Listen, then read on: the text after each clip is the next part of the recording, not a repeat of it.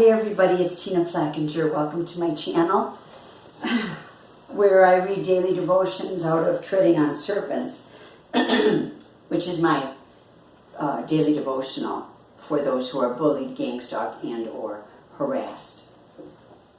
Yeah, I looked it up and I've been doing videos now for 7 months. I'm learning as I go along, you know, and I just was in a funk today.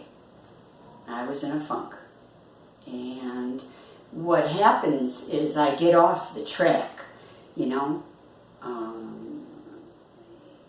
never deviate too far from the tracks, but sometimes I get off of them and fall into old patterns of not speaking. And because I had gone for so many years severely isolated and not talking to anybody, I'm not real good at it anymore, you know. I suppose that's why they call therapy talk therapy. You know, you talk, and I used to be such a kibitzer. I was such a people person.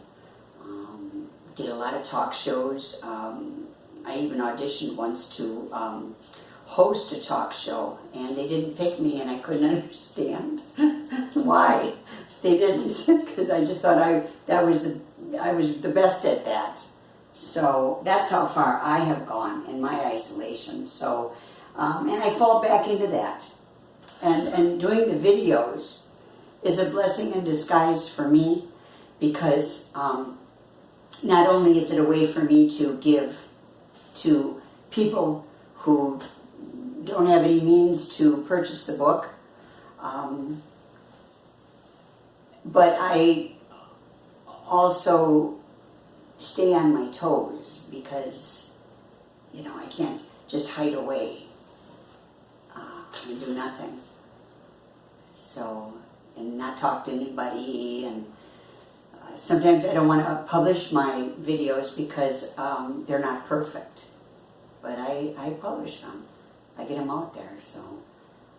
But anyways, okay, so I'm going to read August 26th, and at the very end, I am going to blow the shofar.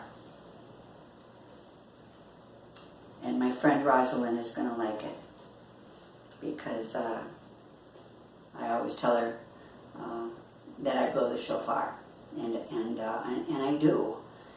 But anyways, let's get into it right away, because I do read and write better than I talk these days.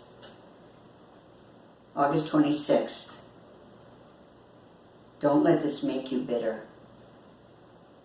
And that was told to me by Christopher Stick Silbert on his deathbed. He looked at me and said, don't let this make you bitter. And we have to remember that when it comes to our surroundings. You know, when people do things on purpose to disrupt us, they're really stupid things too. And then we lower ourselves because we allow what they're doing, which is real clear to us. And I don't even want to say it on film, because they're listening, and I don't want to give them more ammunition.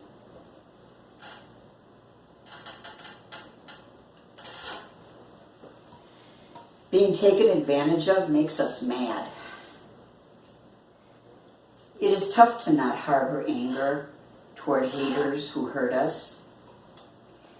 Gang stalking is an evil masterpiece to persecute a person day in and day out, causing him or her to become ugly, bitter, unforgiving, and full of resentment. These are all blessing blockers that keep our prayers from being answered. Organized stalkers set out to control our lives and make us suffer. They know that anger eats people up from the inside out. And it is for that very reason they go out of their way to provoke us. Mercy and truth are powerful weapons used to protect us in the eyes of God and man. We must pray for the creeps that disrespect us. We must pray for the innocent bystanders who become perps out of fear of being targeted too. It is not easy for them, but when we do, the channel for our own prayers will open back up.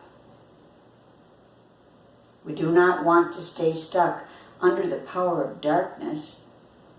God will deal with our enemies. I'll blow the shofar. I can't make it go in two different sounds, but I can make a sound come out of it.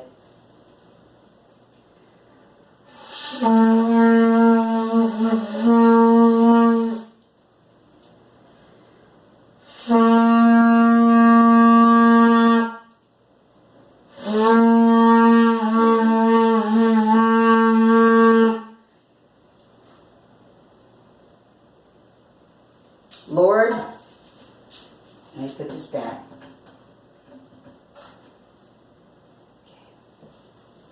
Lord, you said, when we go into battle in our own land against an enemy who is oppressing us, we should sound a blast on the trumpets.